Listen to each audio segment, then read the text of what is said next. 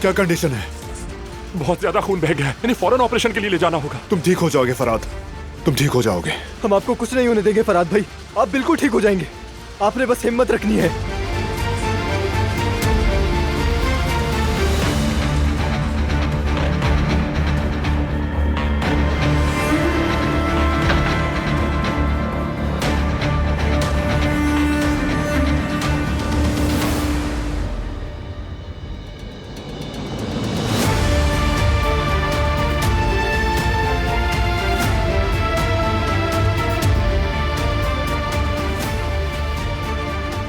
भाई उन्हें कुछ हो गया तो?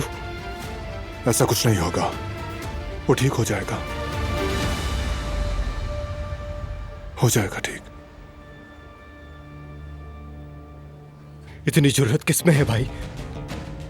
क्या वही है? हाँ जिहान, जवाहिरी था, कोई शुबा नहीं।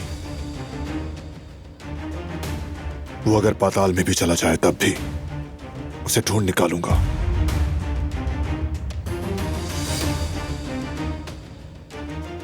पहले फराद की सेहत यकीनी बनाते हैं, बाकी सब आसान है।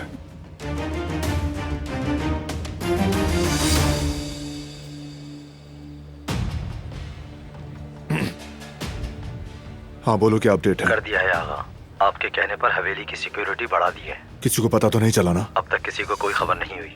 ठीक है, सबको उनका काम समझा दो। अगर कोई गड़बड़ हुई तो सीधा तुमसे हिसाब लूंगा, याद रखना, समझ गए?